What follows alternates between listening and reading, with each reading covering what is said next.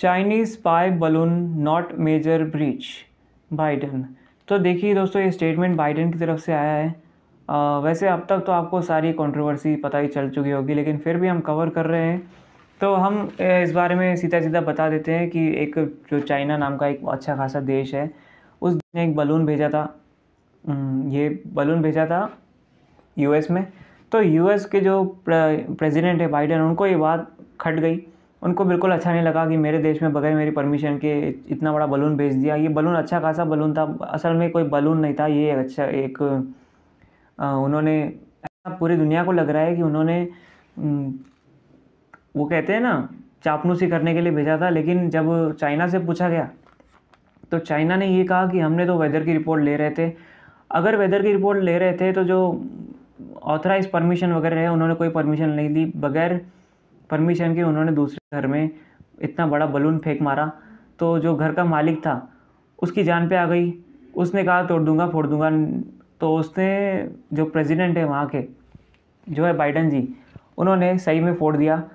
उन्होंने स्टेटमेंट भी दिया। उन्होंने डायरेक्टली कहा कि I mean look, it's totally it's a violation of international, it's our air space and once it comes into our space we can do what we want with it.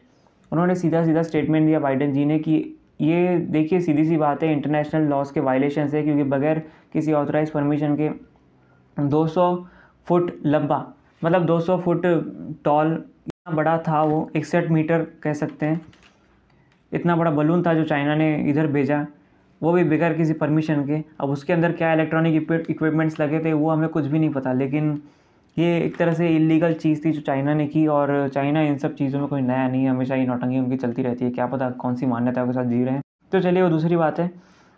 तो कुल मिला के अब आगे क्या हुआ, बलून तो भेज दिया, बाइडन को गुस्सा आ गया, बाइडन ने फोड़ने का प्लान किया।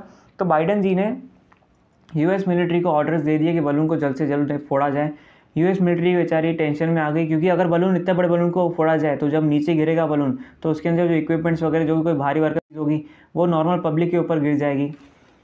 हो सकता है रूरल एरियाज़ में, गाँव खेड़ों में जो स्टूडेंट्स हो, बच्चे हो, स्कूल हो, उनके ऊपर वो गिर जाए, या कोई पॉपुलेटेड एरिया में गिर जाए। तो इस वजह से यूएस मिलिट्री ने फैसला किया कि एक बार जब वो सी के ऊपर जाएगा तब उसे जो एयरप्लेन रहते हैं उनके, एयर स्पेस वाले जो भी उनके डिपार्टमेंट्स है, उससे उन्हें फोड़ दिया जाएगा। मिसाइल वगैरह डाली होगी उन्होंने, किसी भी तरह उन्होंने फोड़ दिया।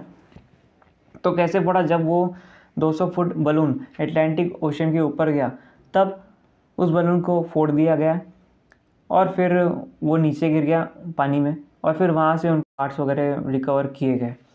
तो यही थी आज की न्यूज़। कुल मिला के जो अलास्का के ऊपर ये पहली बार देखे गए थे बलून्स, और इन्हें कहाँ फोड़ा गया, इन्हें फोड़ा गया, कौन सी नदी थी वो, अटलांटिक ओशन के यहाँ, मतलब ऊपर इन्हें फोड़ा गया और फिर वहाँ पे आके वो नीचे गिर गए। तो ऐसी खबर थी। बाकी ये मैं पूरी समरी पढ़ के बता सकता हूँ, लेकिन मेरा कोई खास इच्छा है नहीं, क्योंकि ये बहुत ही भारी भरकम अच्छी खासी इंग्लिश में लिखी है, आपका सर दर्द नहीं करना है मुझे। तो थैंक यू, बने रहिए हमारे साथ। ये हमारा पहला वीडियो था, कोई बहुत सारी इम्परफेक्शंस है इसमें, पता चलता है, लेकिन आगे जाके ज़रूर इम्प्रूवमेंट होगा। अच्छा लगा तो सब्सक्राइब ज़रूर कीजिएगा।